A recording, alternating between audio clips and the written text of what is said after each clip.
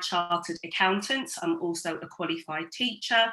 Spent most of my career working in the city as an accountant and not necessarily in practice until I decided to go by myself. So I'm also a wife, I'm a mother, and I'm also a grandmother. And I'm a midlife woman, which is quite funny because I've never considered myself, I don't usually give myself titles, but when Bookie asked me to do this and knowing what her organisation does, I did actually look up the age range for a midlife woman, which I saw is 40 to 65, and I'm bang right in the middle of that. So I'm definitely in that category. So let me take you through what we're going to be looking at this evening. So the agenda is we're going to look at the 5 steps of the midlife woman and her money. I'm going to go through 5 different steps with you. The first step we're going to look at is acknowledgement, and I'll take you through these in more detail. We're going to look at acceptance, and then we're going to look at what is it that you actually want? How are you going to achieve what you want? And then we're going to look at how we just enjoy the journey. Okay, so I'm going to start with the first one, which is acknowledgement.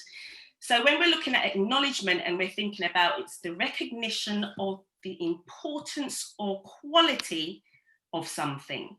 And this is twofold. So we're looking at the recognition of money. So how do you view money? Because that actually is quite important. And also acknowledging where you are also as a person. So first of all, looking at money. So people put this big thing and this big expectation on money sometimes. And what you need to recognize actually is a tool to exchange goods and services. That was the first point of money. It's a way of exchanging things easier rather than bartering as they did in the good old days. So remember that. But also in the sense of acknowledgement, let's look at where you are today. So for example, the questions I want you to be thinking about while I do this presentation is pensions. Do you have a pension set up? Life insurance. Have you got life insurance? Do you have a mortgage? Do you have savings? So I want you to start to think about things these things as we go through the presentation. What I will say is if you do have any questions, if you can leave them till the end where I will give you plenty of time to ask questions. So maybe just jot them down or maybe put them in the chat. Because it may be that I answer your questions once we go through the presentation anyway. Okay. So let's think about budgeting. So this is quite funny because a lot of people, and she's actually on here today, so she'll probably laugh when I say this. Some people don't like the word budget. They prefer the term spending plan, for example. And I was like, well, what is a budget? A budget is simply telling your money where to go instead of wondering where it went. And I'm like, no, I'm going to still use the term budget because that is exactly what it is. It shouldn't be looked as anything negative.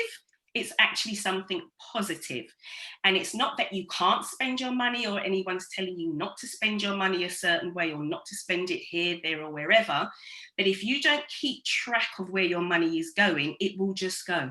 Money flows, okay? So it's about keeping a track of it. And I used to do workshops with ladies at a children's centre. And I would always ask the question is, how much do you spend every month roughly? And no one could tell me that amount. They could tell me how much they have coming in, but not how much they spent. And I used to get them to do a budget at the first day of the month. And what they would do is put what they think they spent. And then after 4 weeks of tracking what they actually spent, they would then do the same exercise and compare the difference. So think what they think they spend compared to what they do actually spend. And it's a really good exercise to do and to see. Because at the end of the budget, what you're looking for is that you have more that is coming in than you have going out. And if you don't track it, it's very easy to spend more than you have. And it doesn't matter whether you've got £100 or whether you've got £100,000. The strategy and the principle is exactly the same. You cannot spend more than you have coming in because that's how you will get into trouble. So that's always for me the foundation, having a budget. And some people have it in their head. I say no, write it down. If you don't know how to use a spreadsheet, that's absolutely fine. Everyone knows how to use pen and paper, even if you just write it down on pen and paper. And it's just a really good exercise to do. I made my son do this when he got his very first part-time job when he was 17. And he's 26 now, working full-time, has a business on the side, and he still does his budget. He still keeps track of it. So definitely that's the first thing that I would say that you need to ensure that you've got going on. Now, once you do your budget, let's get the big D word out the way. Once you do your budget, you may find that you have got less than you anticipated, or you have been spending more rather than you've had coming in. And so you get into debt. I'm not going to dwell on the debt thing too much, apart from what I will say is deal with it. It happens. I've been in debt before, as when I was in my 20s. Okay, so what you need to do is just make sure that you first of all get your credit report done so you can see where you are, what you owe. And so if you are really in trouble, then you've got lots of free charities that are out there that are willing to help you. You've got the National Debt Line that you can contact. You've got Step Change Debt Charity. If you go to church, your church might have the CAP, Christians Against Poverty course that they run. I would definitely say get yourself onto one of those courses or give one of these a call. I mean, with what's going on at the moment, it's likely that a lot of people, if they're not already in debt, may find themselves getting into debt. And what I say is don't bury your head in the sand. Do something about it. It's quite funny. I was listening on to, I was watching, I don't know if any of you know, there's a church called The Tab. I don't go to that church, but I was listening to them today. They had someone actually talking about health today, physical health, mental health, and financial health. And I was listening to the guy who was talking about financial health, and he was saying the exact same thing. Find someone to talk about, because actually debt does cause so much stress, and then it starts to affect you mentally, which then also has the ripple effect, and it will affect you physically also. So it's definitely something where you can get help, and it's nothing to be ashamed of, should that be you. So let's just get that debt thing out of the way. So step 2 is acceptance. So now you've acknowledged where you are. You've done your budget, you can see what your earnings are, you can see how much you've got left at the end of a month, week, depending on how you get paid. And the first thing I say is don't beat yourself up about it. If it's negative, don't beat yourself up about it. Life happens, things happen. We can't keep looking back and saying should have, could have, would have. This is where we are today. And now that you know where you are, you can do something about it and move forward. And that's the idea. So don't bury your head in the sand, accept where you are. And in that acceptance, it brings clarity, because it means, okay, this is where I am. Now I'm going to move on and see what I can actually do about it. Yeah. So it's really important to just have that acceptance. And this is something I find I'm definitely not very good at, is celebrating my achievements to date. So I tend to just keep going, keep pushing, keep going forward. And I might get to a place where I'm like, oh, I want to be there, so I'm not quite where I want to be. Rather than me saying, okay, this is where I am, let me look at where I'm coming from and what I have actually achieved. Actually, the fact that I'm breathing today, okay, especially with this whole pandemic going on, is something to celebrate anyway. So let me look at where I am, let me see what I have done to date, what I have done so far, and celebrate that. Celebrate it. We're not very good at, especially women, for some reason, we're not very good at celebrating what we've done or celebrating ourselves. We celebrate everybody else, but not ourselves. So that's the other thing to do. Have the acceptance. So you're acknowledging where you are, and then you're accepting that's the fact of where you are also. And then I'd say step 3, what is it that you actually want? So this is the one that causes people sometimes some problems. But I think as you're moving into your midlife years, it's definitely something that you're more aware of, or you're thinking of as you're moving into elderly life. So legacy, is it legacy that you want to create a legacy? Do you want to have generational wealth that you can leave behind so that your children, your children's children are not starting from ground zero? That's another thing that happens sometimes, especially in my culture. You find that because my parents were part of the Windrush generation, came here with nothing, so they were building from nothing. And then each generation, if you're not careful, are always starting from ground zero, which is not what you want. You want to be able to leave something behind for the next generation so that they then start to build. And we'll talk about that in some more details in a moment. Or it might be that you want a certain lifestyle. Yeah, so you're in your 50s or 60s, whatever, and you're thinking, when do I want to retire and how do I want to retire? What type of lifestyle do I want once I retire? Or business, it may be that you've worked, you spent so many years working and you're thinking, you know what, I'm really passionate about, say, flowers. Yeah, I wish I could make a business out of doing something I'm really passionate about. That's definitely where I was in my late 40s. Had worked in the city for so long, and then I looked at my community and there were issues I found with finances in my community, and I thought, what can I do to help?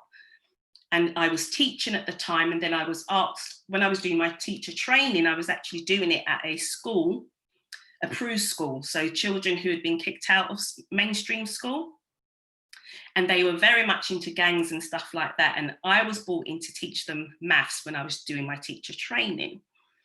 But that made me realise how far my community was from the people I worked with in the city. And I wanted to be a part of the change for that. I wanted to be a part of the solution to the problem. So I used the maths to teach those youth financial literacy, because it's not taught in schools, right?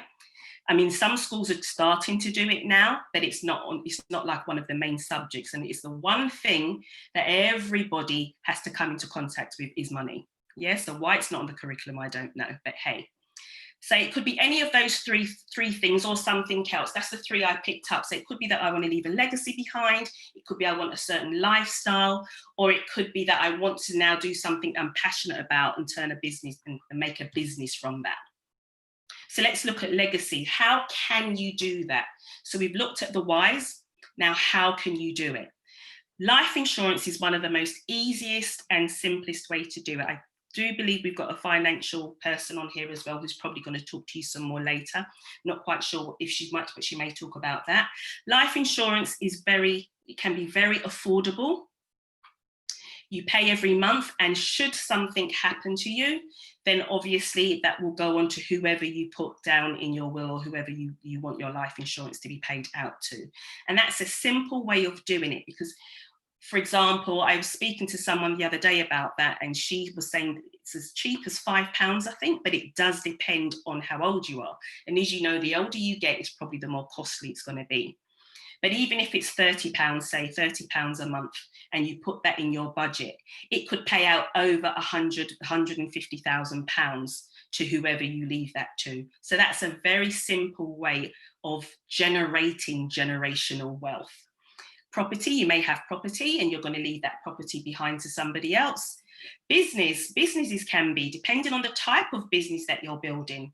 So my business, for example, I wouldn't say that it would leave generational wealth in the terms of that cannot be, my kids are not into finances, they're not into accountancy or anything like that. However, me and my eldest, he's got a property business that I help him with. And so he can build that up. And then my younger son, as he grows up, can be a part of that business, because property has got so many different strategies. That's something that they can both do. And then he can pass that on to his son, and so forth and so forth. And then you have investments. We have an investment specialist on here. I won't shout her out at the moment. I'll tell you some more about her at the end. But stocks and shares, another way of leaving something behind. Property, as I said before, and gold. People invest in gold. So again, if you want to leave a legacy, check out these things that you can do, that you can get involved in, and they can build generational wealth. The other one we was talking about was lifestyle. So again, what is it that you want? What type of lifestyle do you want to create? And this is one of them that I never really thought about until Bookie asked me to do this. He really wakened me up, Bookie, to how old I am. And I was there and I was thinking, okay, so what do I want? Because I don't really, well, no, let me start with the beach home. That's a definite for me. I love the sun. And so I was thinking, gosh, that would be nice to have somewhere that I could go to in the winter. And for some people, that's what they do. I have a family member that does just that. You know, she's at that age where she's ready to retire, and she's decided to go to a hotter climate. So it's definitely something you can do. And some people, it might be 6 months you spend there and 6 months you spend here, or it might be you want to immigrate to another country for whatever reason. Or it might be that you just want to retire and look after your grandchildren, or you may have older parents that need caring for. So it could be lifestyle is the one that you're going to be looking at. And so again, it's which we'll look at in a moment, how do you get to start to achieve what you want as you get older? And for others, it may be a business. It may be that you want to start a business, you've worked in certain industries for many years and you want a change of scenery, but you don't want to just run any business. You want something that you're passionate about. And this is really my big area. I could talk about this for hours. I really could. I'll give you the shortened version of it. So passion, I always say passion because at this time of my life, I don't want to be doing something I don't like. I want to be doing something I'm passionate about. Passionate isn't always something you like, though. Passion could also be if there's a problem, you're the person with the solution for that problem. And so that could be why you're the person to do that business. And I always say it may start off as a hobby. So lots of us have got hobbies. People are good at doing lots of different things. They have skills, talents, gifts. And I say, how can you turn that hobby into a business? So make it an actual business that is going to pay you so you can have that lifestyle that you want and that you can run that business, because this is where a lot of people mess up. It becomes, if they have a hobby and it stays as a hobby. They don't think of it as a business, or, they may say it's my side hustle. It's what I just do on the side, rather than think, and no, I'm going to turn this into a business that is going to actually pay me and help to give me the lifestyle I want. Now, that doesn't mean you leave your job and then just jump into the business. It takes time, right? So you've got to build. The way I did it, so I worked, to be fair, I always worked part-time when my children were younger. That was my choice. I wanted to be the one that was picking them up from school and so forth. But when I decided to start my business, what I did was, so I was working 3 days a week. So I spoke to my boss and he was happy for me to do 2 days a week in the office and 1 day at home. And then I would build my business up on the other 2 days when my children were at school, for example. So slowly. So I reduced my hours and then started to do more hours on the business, because you don't want to just leave your job. And if that business doesn't work, or it takes time before you even make a profit from that business, you're going to be stuck financially. So I always say, try and grow it. And for everybody, it's different. It's down to how much time you've got. Some of you may have children. Some of your children may be grown and have left home, so you've got more time. But use your time wisely is what I'll say, especially if you're going to be building a business. And then make sure you get some knowledge and skills. So skills, you may have the skills for whatever it is you're going to do. I mean, I do finance. My background is an accountant. I have skills in finance, for example. However, you also have to market the business, which I don't have skills in, and it's the area that I hate the most. But if no one knows I have a business, how am I going to have any customers or clients? So if you've got to get the knowledge in marketing, or outsource it, pay somebody else to do it for you. So knowledge, skills, and then accountability. That's a big one in business as well, because it is very lonely, especially if you're a solo entrepreneur and you're running it by yourself. You want someone that you can trust, that you can say, do you know what, by say March, I'm going to actually start this business. I'm going to get this business set up legally, for example. And you want that friend, family member, whoever, to hold you accountable to that, so that it happens. Because it's easy to wish for something, but to actually put in the work and achieve it becomes more difficult. So that's where accountability comes in. Someone who's going to hold you accountable for what you want to achieve. And then network. What's that famous saying? Your net worth is your network. Who have you got around you, or what networks do you need to join so that people can start to know who you are, and you can also learn from people. That's what we do, right? We learn from each other. You may join a network and somebody in there is good at doing websites, for example. So you can swap your skill set. You do my website, please, and I'll do XYZ for you, or whatever.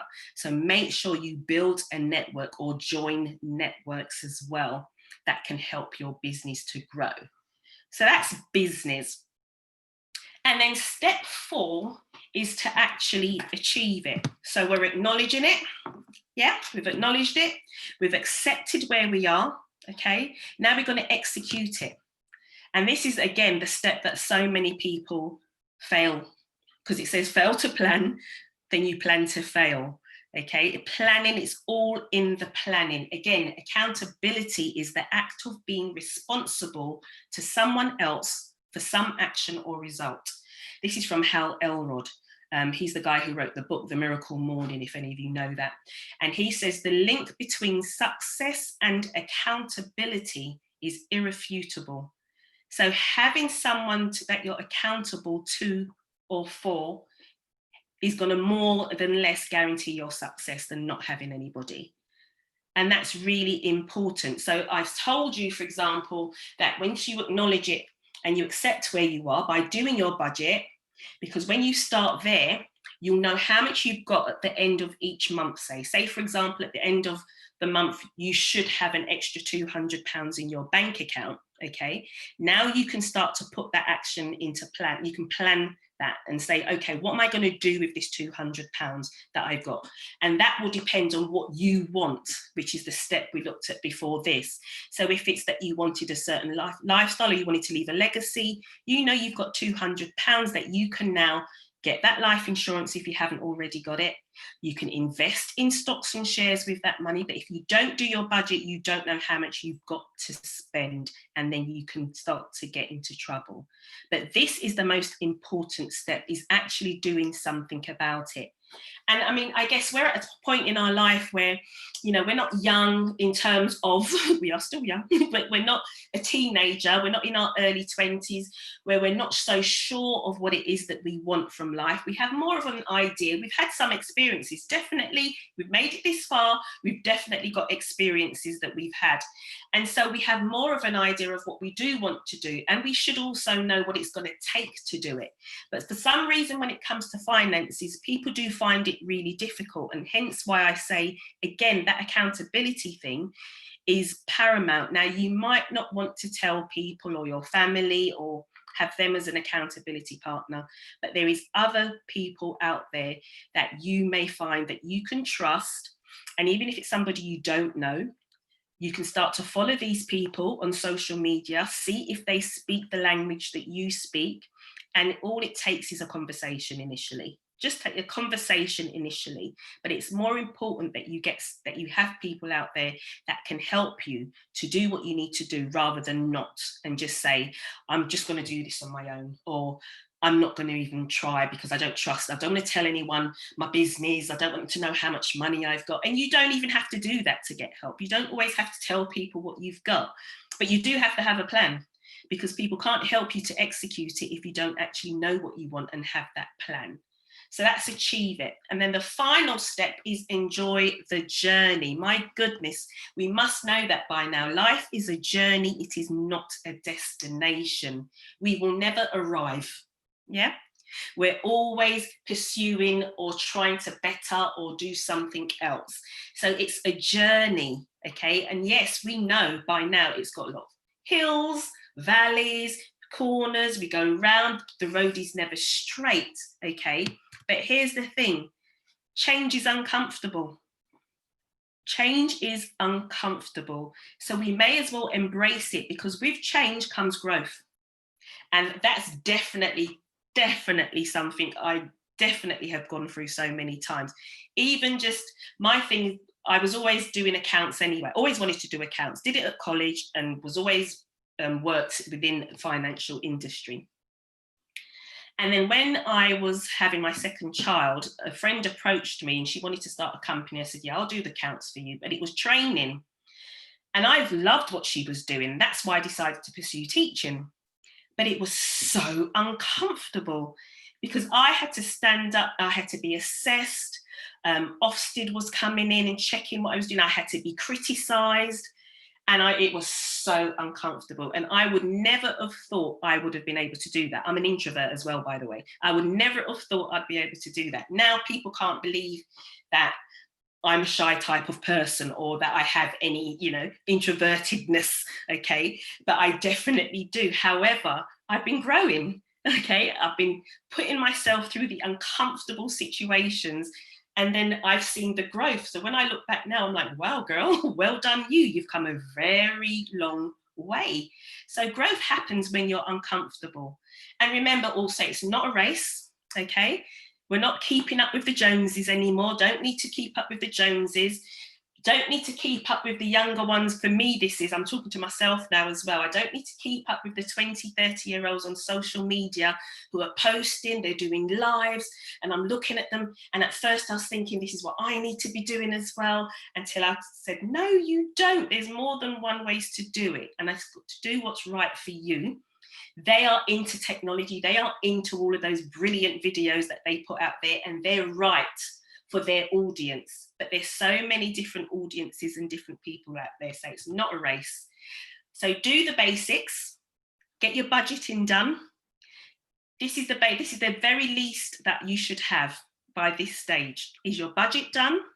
Life insurance and savings. Now, don't worry if you're not there yet, because I'm telling you that today. Your budget can be done by tomorrow. Yeah? Then you tick that off, okay? Because then you're going to celebrate each step. So I've done my budget. Well done me. I've looked into life insurance. I've connected with someone. I'll give you some details for that in a moment. I've got my life insurance done. Well done me. Yeah? Savings, I'm working toward, if it's not possible right now, because it's very real what we're going through, and I know the anxiety from people who might be facing their redundancy, losing their jobs, or if you run a business, it might not be doing so well. It's very, very real, and I'm not discrediting that.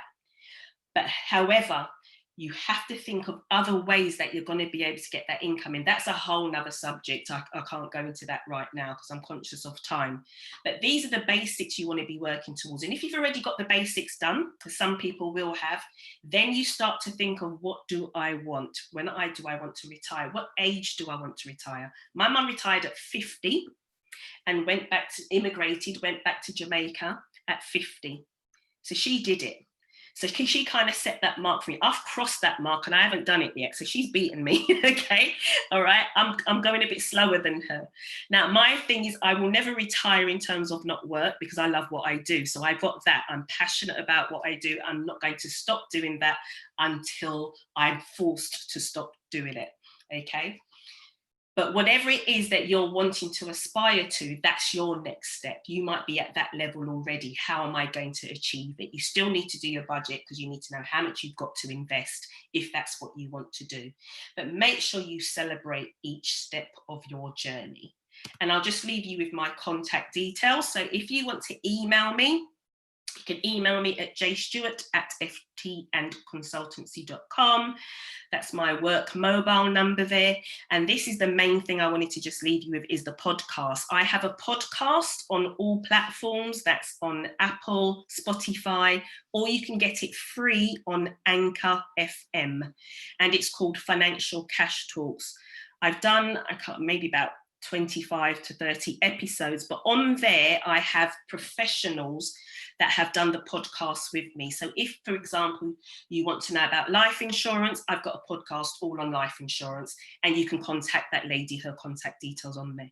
Stocks and shares, I have she's called The Wealth Coach. I've got a podcast. She's actually one of my top 3 podcasts. She's the lady, she is on here today, but I don't want to give out her name for you to bombard her today, because it's not about that today. But she is actually on a podcast as well, all to do with stocks and shares.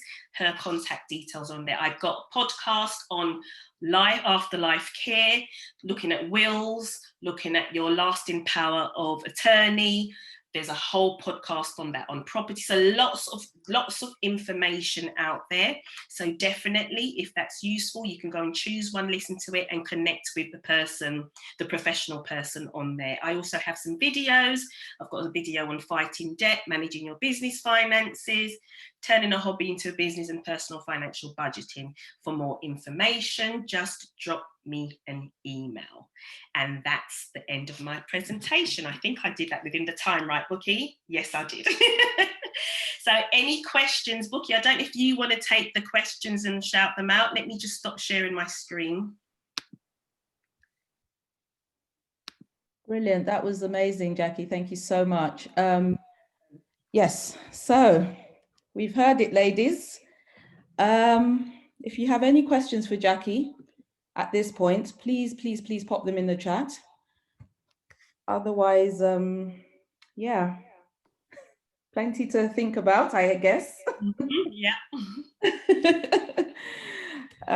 Is it a case of it sinking in and we're trying to analyze where we are? And I think the thing that Jackie said is, you know, just accept where you are, but don't stop there. It's do something about it. What is it you want to do? You know, is it your budget you need to get sorted?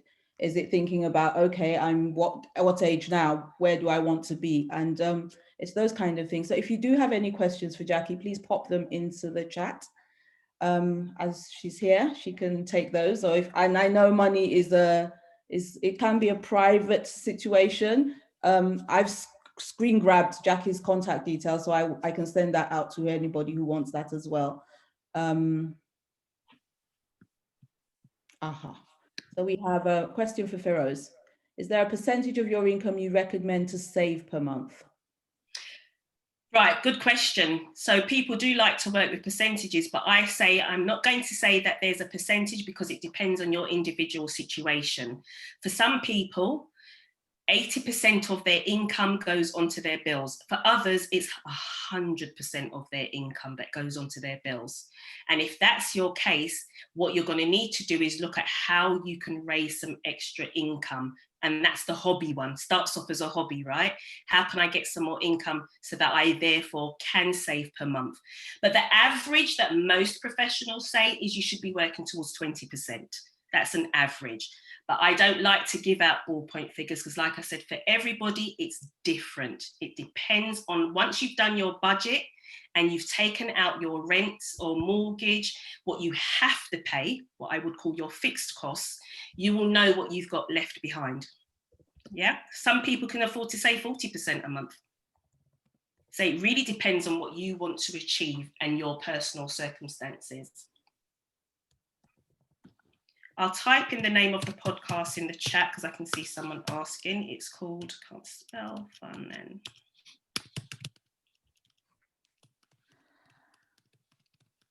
Financial Cash Talks. On all platforms, that's Spotify, Google Podcasts, free on Anchor FM.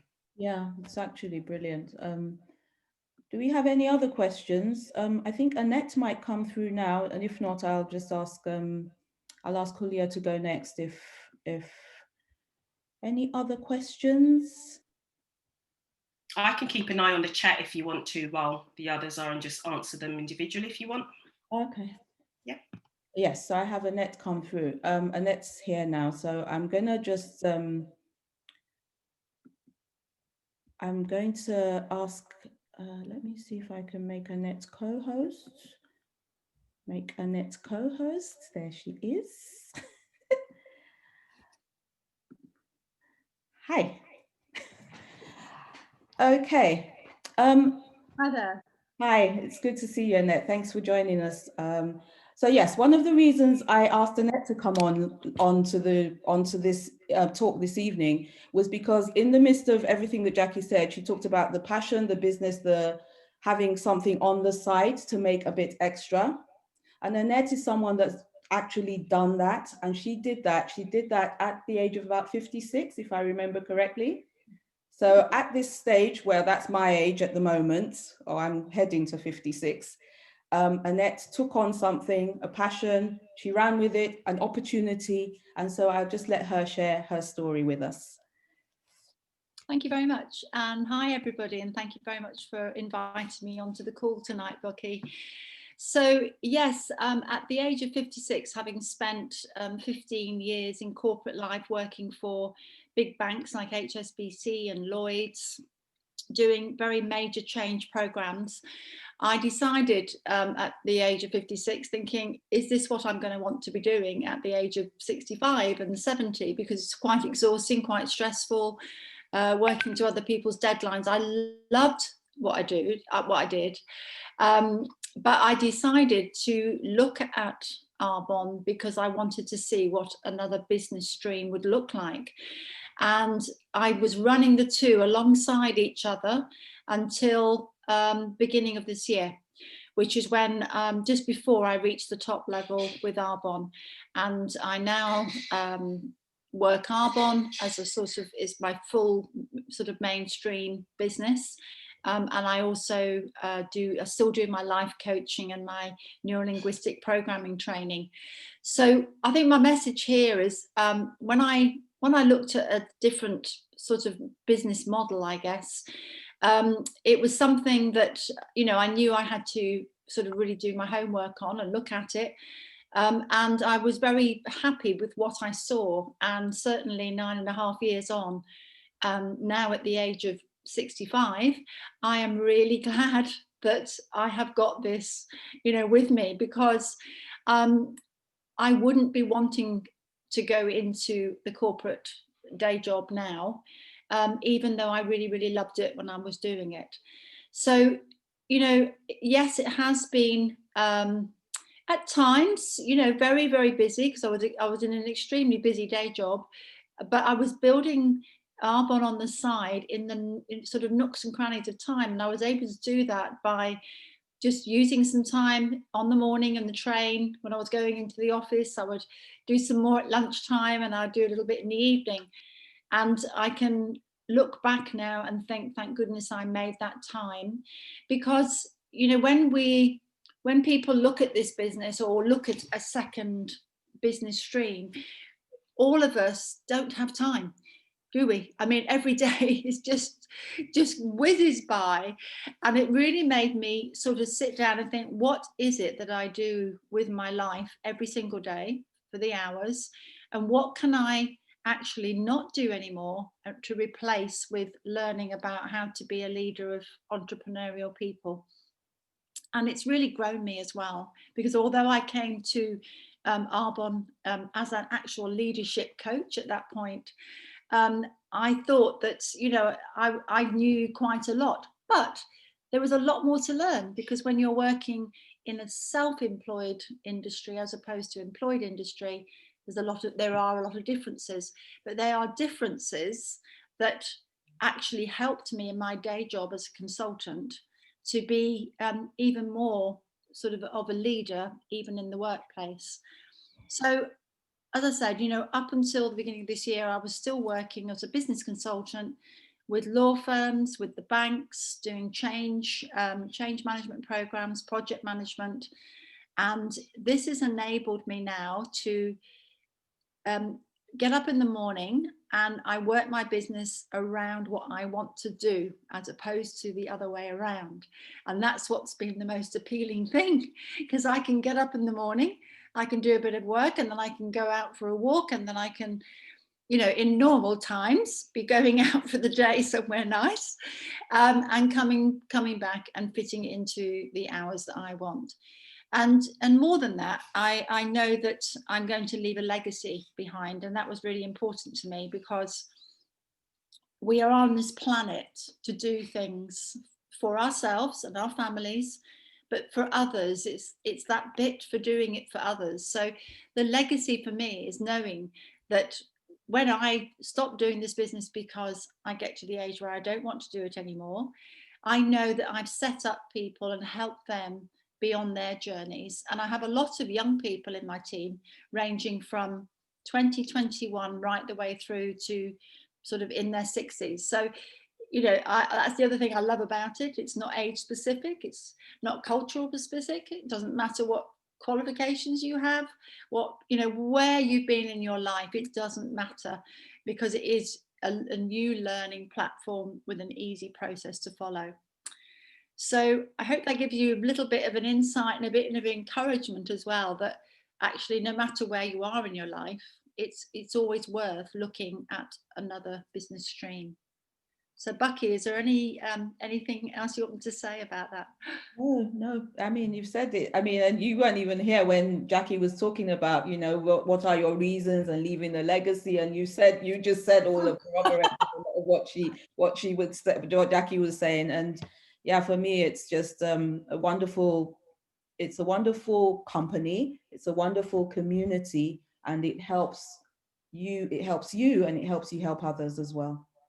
For me, yeah, it's just brilliant. Thank you so much. I appreciate that. That's all right. And Jackie, I'm sorry I missed your talk. I was going to come on. It's just been one of those very busy month ends, and I've been up to my eyes with people asking me lots of questions. So, so sorry about that. No problem. Okay. So I'll leave you to have the rest of your meeting. I just want to check if anyone has any questions for you. Oh, sorry, beg your pardon. Any questions for Annette before she pops off? I think that's a no, so we'll move on. That's okay. Thank you. Thank you so much, Annette. Thank you. I'll catch up with you later. Okay then. Bye, Becky. Bye-bye. Last but not least, my second guest is a lovely lady called Hulya. Hulya, I met at a networking meeting. I think this was roughly about 2 years ago. And you know how you just get to those meetings and you just connect with someone on a level. And that's what it was. We just connected on a level. And we followed each other on social media and whatever. And when this money talk came up, I think initially I knew that Hulya was involved in finance, but not to the depth that she is. But yeah, Hulya's niche, or she's a financial consultant, but she's also got a little niche that touches my heart. And I felt, it will be something that will be useful for people on the call to hear about. I'm going to keep quiet. Hulya, are you co-host? I have unmuted myself, but do I need to be a co-host? I'm not going to share. That's fine. Okay, I don't have any slides, but please go ahead, introduce yourself, introduce your niche and what you're about. That'd be great. Thank you. Thank you so much, Becky. What a lovely introduction. Yes, we have connected on a deeper level, and I'm so grateful for that connection. So thank you very much. And hello, everyone. And what a presentation, Jackie. It was amazing. So that raises the bar for me now, but I will try my best. And I don't believe these ages that you ladies are talking about, this 56, 65, impossible. Well, anyway, my name is Hulya, and I'm an independent financial consultant and a financial coach. So my background is also in the corporate world. I worked in banking for many years, in wealth management, investment banking, and all the rest of it. And then I had a huge, long career break because I had 3 children and twins. I'm the lucky one. So now I offer independent financial advice on savings and investments like stocks and shares, Jackie's talking about, gold, commodities, pensions and retirement planning. So when Jackie was asking, have you got a pension? Some people have got various different pension plans that they even forget about where they are, and they don't even know what they're doing, how much it is, how much in it. So I can give it advice on pension consolidation and retirement planning. Tax planning, I mean, do you know your tax brackets, or do you look into tax efficient savings and investments maybe, because there's different tax implications of different savings and investments that you choose to go for. And it's also very important to know the tax efficient ways of managing your tax if you're running a business. And estate planning is very important, as Jackie mentioned, in terms of there's a 40% inheritance tax in this country above a certain threshold. So do you know your legacy? Do you know how much you're leaving for your children? Life insurance, totally. I mean, we're talking about here growing your wealth, but if you don't protect your wealth, that wealth is not going to mean anything at the end of the day. So you got to be protecting your wealth as well as growing and preserving your wealth. So I specialize in a niche, which is divorce financial planning solutions to help individuals to make informed decisions going through divorce. Unfortunately, after 3 children and 17, 18 years of being married, I had to go through that horrendous process that some of us had to go through. Life happens, and you just have to face it. So I'm aware that it's a very stressful event in one's life. So I was kind of trophy wife if you can imagine, for a while. So I had a career break, I raised my children, but I didn't know, you know, my background was in finance, but I didn't know about our finances. So I gave my power away to my husband. And unfortunately, I see that now a lot of ladies, we give our power by not knowing about finances for various different reasons. But what I was the same. So when it came to the divorce process, I was like a fish out of water. So there is a lot of considerations that needs to be taken into account when you're going through divorce. Is there a joint mortgage? What is going to happen to the family home? Do you need to remortgage? Can you afford to remortgage?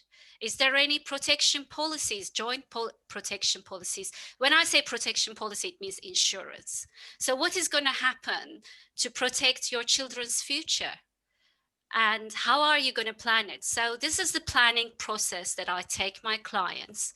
And the legal system, unfortunately, is not equipped to support individuals going through divorce. And I totally agree with what Jackie said. Accountability is very important, and getting the right advice from the beginning is very important, because you can make very expensive mistakes, which I've done all of them. So I'm helping people not to make them now. Also, my other passion is to help single mothers who's struggling in lockdown, because I'm a single mother, and I know how difficult that is to, cope with the demands of children, financial worries, stress, being alone and isolated. So that is also my passion, to help single mothers. And knowledge is power. I think the more we know about something, the less we're afraid of. And so today I'm offering a financial health check who's interested, maybe going through divorce and a single mother, maybe, or if you know someone like that. So we discuss where you are and where you want to be, and I can advise on the areas that you need to focus on to move forward. So that is where I am, that is what I do, and thank you very much for having me and listening to me. Okay, brilliant. So I think Hulya said it all. I've just sent her a chat message to pop her contact details in the chat as well, but I can send that out to anybody that wants those as well later on. I think I just have a few slides. I don't have much to say. Does anyone have any questions for Hulya before I move on to my few slides, and I'll let you off for the rest of your Sunday evening? Any questions? Any questions? No questions. Okay, so I shall try and see if you can see my screen. Zoom, zoom, zoom, zoom, zoom. Okay, I'm sharing my screen and going here.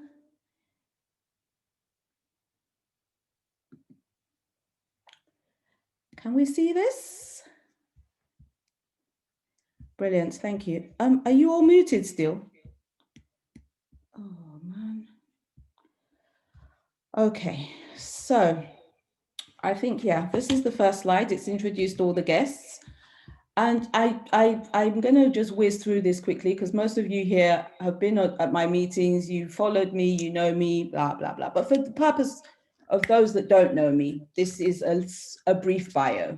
My background is pharmacy. I've been a pharmacist for too long, for over 3 decades, and special interest in lifestyle medicine. I've had a long career in pharmacy. Again, like most people that have spoken here, been in corporate for the better part of my life, and had a stop in corporate last year, back end of last year. I just thought, you know what, I need to stop this and pursue what it is I feel God's called me to do in life, which is, it's still within the health and wellness space, but taking a focus more on how can we live well, how can we live without disease and just flourish in the way that we live.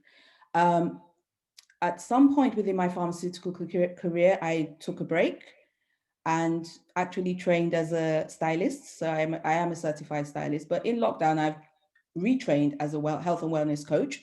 And I've specifically chosen to work with women in midlife because I relate to those women. That's what I am. That's who I am.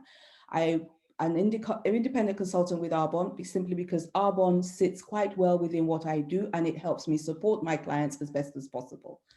I have 2 wonderful adult children now. As you know, or may not know, I love God, but I'm not religious. And so faith underpins all that I do within Vibrant Midlife. I started Vibrant Midlife in lockdown, so that's this year. We had our launch in June. And that's the rest about me. That's just my fun side. I love F1 motorsports. I'm missing a race today, but that's okay. So move, zoom, move.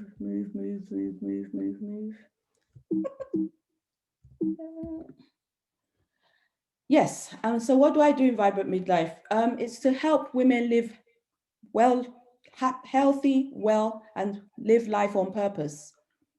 To help women live and be fit, to be healthy, and to have that confidence, and especially in midlife, because some of those things fall away. And my role is to support women to do that. But I'm also holistic, because when people hear health and wellness, they're looking more around the diet, they're looking more around the exercise, which are important, but there are whole aspects of our life that we need to look at as well. And so I look at that. So to be well, there are various domains that we look at. And as Jackie talked about, when she talked about accountability support, that's usually where things fall away, when people have goals and they're not supported. And then, as I said, I underpin that with my spiritual input, which is prayer, specifically, and we prayer, scripture, all of that kind of aspect. And I believe that's the superpower that underpins what I do. That's the scripture here that is our mantra at Vibrant Midlife. It's that we prosper in all things and be in health, just as our soul prospers. And that's a reason why I brought this meeting today, because I know that money can be a source of stress. And stress is one of the lifestyle pillars that we need to be very conscious of, because that then leads into, it affects our mental well-being, it affects our physical well-being, and we need to be cognizant of that. So, as you know, those of you that have been at my meetings, I'm more about, let's not just talk about it. What practically can we do to help ourselves? And so I've just come up with a few of the practical solutions that I have used in my life, because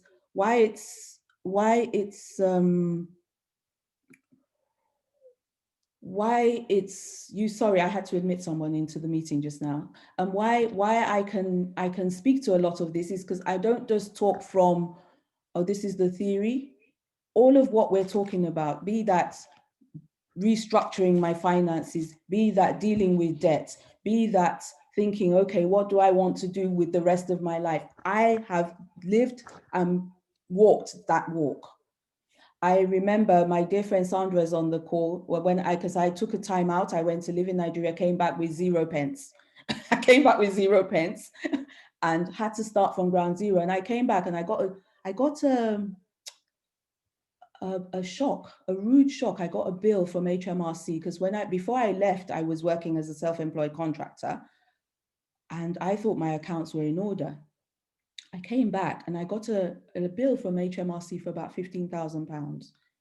And I was just like, whoa. And I remember them coming back, and Sandra said to me, Sister Buki, have you read this book? And that's Money Master the Game. And I came back, luckily, because Pharma has been good to me. I was able to come back, get a contract straight away, and our contract rates are good. So I was able to just restructure myself and just claw myself out of various situations. But Money Master the Game made me realize that the need to actually think about money in a different way, to think about all of the things Jackie spoke about, have a plan for your money. Do you know where your money is going? You're making money. you're making money from one stream. Are you thinking of various other streams? So that's one of the books that I would recommend if you can to plug into. Jackie spoke about debt. Debt is real and it's not anything to be ashamed of. If you have that situation, then the worst thing to do is to bury your head in the sand.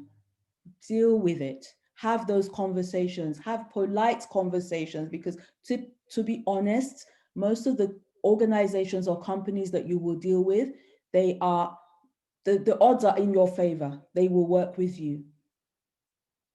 But have those conversations. Christians Against Poverty, they have a course, if you can get onto one of their courses, because it's very basic, but it's very impactful and powerful in the way that they help you structure your monies. And till this day, I think I took that course about 4 or 5 years ago. Till this day, every month I will still go on my cap money budget planner and just put in my figures, and that tells me which money is going to cash, which money is going to my bills account, which money is going into when I can save, because I've not had an income for a while now, which goes into, and it just goes into those little pots straight away, so that, as Jackie said, know where your money is going. And their system, for me, it's worked. It might be that there is another system you find that works for you, but just find a system. Sorry, I beg your pardon. The lady at the top is a lady called Olivia at, I hope everyone here, we have your email address so that I can email these things to you as well. But Olivia has a brilliant debt repayment calculator.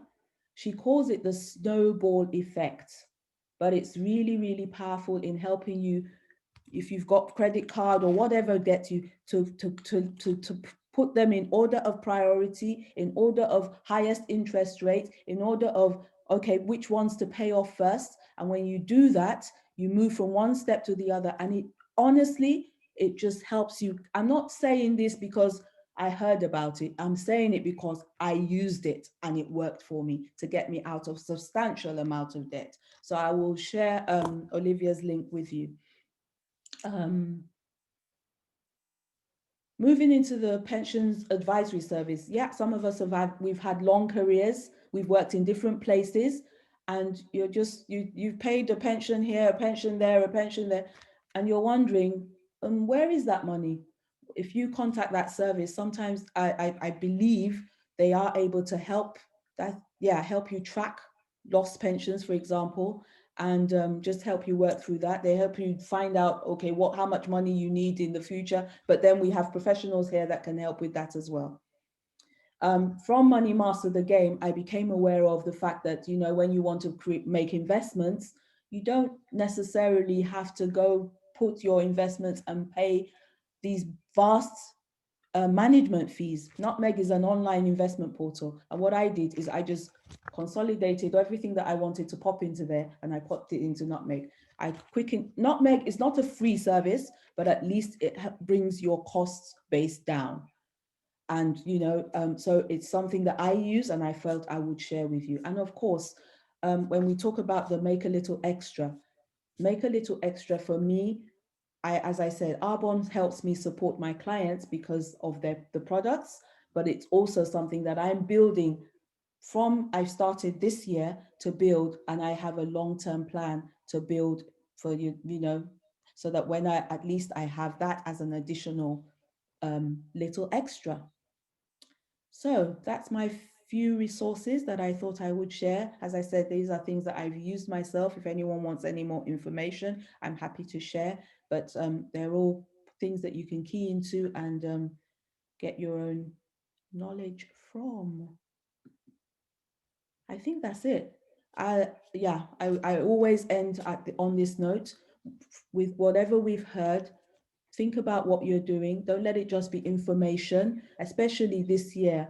Let's have a plan for our monies. Let's have a plan for, okay, are we going to, do I need to make extra? Do I need to think about, the future? Do I need to locate some missing pensions?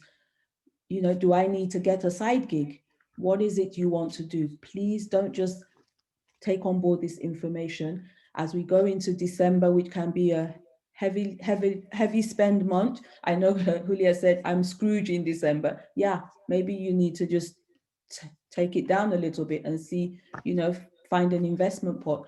I know that Jackie mentioned this stock and shares person. If she doesn't mind, if she's still on the call, maybe just give us a bit of insight into what you do, because at the moment, we can't just sit down and think it's job for life. I heard one of my girlfriends the other day, she works in a council. She's worked with that council for 20 years, and apparently the council's gone bankrupt.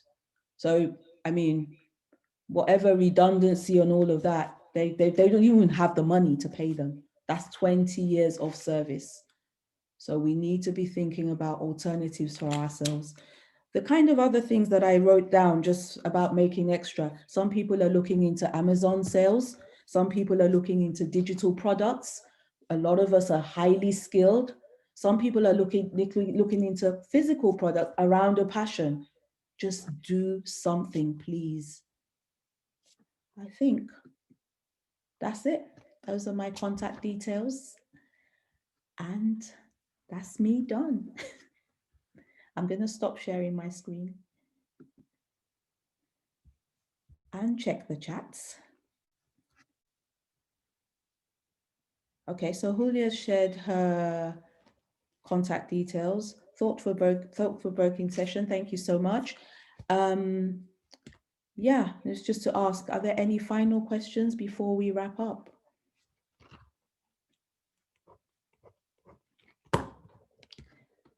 Silence means no.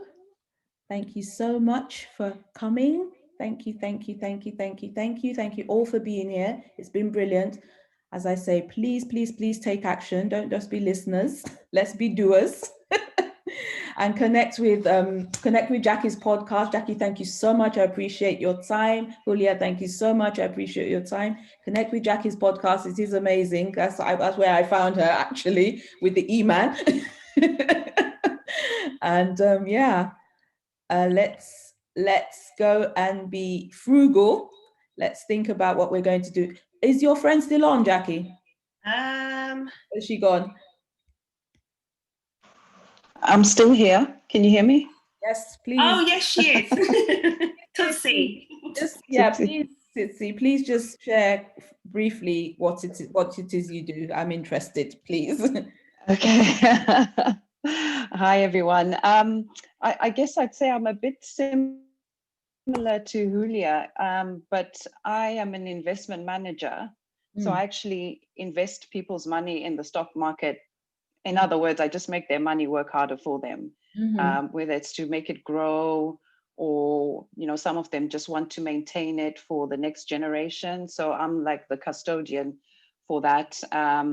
And I would tend to work hand in hand with someone like Hulya, who would give the advice on what to do. And then I'm the person who's given the money to actually put the things in place. So my day 9 to 5 is spent looking at the stock market, picking stocks for my clients. And basically it's about making your money work harder for you and having, as you've said, different streams or different pots doing different things for you for different stages of your life. So you'll always have savings, which is your ready, easy access cash. Your investments, which I have to say, your pension is actually an investment, because all your pension monies go into the stock market. So a lot of people will say they don't have investments, but they do in their pensions. It's just that they don't know how much they have or what it's invested in. So it's always good to get those statements out, face the facts, that accountability piece that we were talking about earlier. Understand what you've got and then see how you can make it work harder for you. And then the other side is I do coach women, especially busy, ambitious women who are looking to improve their relationship with money, and mainly women of color, because I've been through that journey My my ambition in life was never to do what I'm doing now. I didn't even know it existed. So I've had to learn the hard way how to manage money, and now I've got a technical knowledge of it as well. So yeah, I would say, you know, when it comes to stocks and shares, like you mentioned, Bookie, it's definitely worth having that as part of your arsenal of things that will take you from where you are now to where you want to be. So people want your contact details, Tsitsi. What I'll do, because this wasn't scheduled, I'm bringing you out like that. I'm sorry. It's okay. I'll send them to you, Bookie, and you can send them out when you're sending everything else. But if you want to follow me, as well. It's on the podcast. Oh yes. Yeah. Okay, cool. That's fine. Yes, I did a podcast, so you can hear my story there. Can I just ask? But my company is called The Wealth Conversation. Sorry. Okay, brilliant. I just have one question. So that's my coaching business, which is the Wealth Conversation. Great stuff. The company that I work for as an investment manager is called Charles Stanley. Ah, okay. So I work for two companies. Charles Stanley is where I'm an investment manager, and then my own business, which is the coaching business, is called The Wealth Conversation. Great stuff. The question is, with stocks, I think it is, how much can you start with stocks? You can start with as little as £1. Oh, wow. Or, you know, most places will, you know, say £50 if you're doing it yourself, entry level, but there's literally no excuse not to start, basically. So the myth about needing thousands, there's, you know, when I started, before I got qualified, I was working as a secretary before when I joined financial services, and I worked my way up, and I started with £50. Right. Yeah, and it's about consistency, just consistently adding to the pot and making it grow. The Wealth Conversation. Another question, would you recommend one of the investing apps? Are there any apps you recommend? I try and stay away from that because I'm in a competitor space as well. But I mean, you've mentioned Nutmeg. There's also Hargreaves Lansdown. There's Charles Stanley, who I work for. There's a lot. I think the best thing would be if you go onto somewhere like Money Supermarket. Yes. And they always give you a wide range of, you know, do-it-yourself platforms that you can look at. But I'd always say go with someone that's got a good app that you can get easy access via your phone, and maybe just look at what the initial starting amount is. But also, if you have a pension, maybe think about using your pension more as your investment play. So are you actually contributing regularly? How much are you contributing to it? And just get to understand more about what is in your pension. You know, otherwise, I would always say use an ISA. I think Hulya mentioned about, you know, looking at tax efficient ways of paying less tax, and the ISA is always a good place. So ISAs and pensions are always good. And if you've got an existing pension, start there, and then you can think about doing things yourself. Brilliant. Thank you so much. Thank you. I didn't mean to put you on the spot. You're welcome. Just go off. It's okay. Okay. No, I love talking about this. That's why I called my business The Wealth Conversation. It's just that no one wanted to talk to me for a long time. Someone found you on Instagram already, so we'll go and follow you too. Brilliant. Thank you so much. I'm useless on social media. All right, ladies. I forgot to put mine on. So yeah, nothing more to say. Anything else to say? Anything else to say before we go? It's a quick one, but I think impactful and impact. Yeah, I think I will still harp on that. Let's take action. Let's know what we're doing, where we're going in 2021 with our monies. and keep more of it in your pocket for yourself to enjoy your life going forward, and for the grandkids and the children, because I know some of us have got young ones here. All righty. Thank you very much, Bucky. Thank you. Thank you. Thank you. Thank you. Bye-bye. Thank you. Thank you. Bye. Bye. Thank you, Bucky. Bye-bye. You're welcome.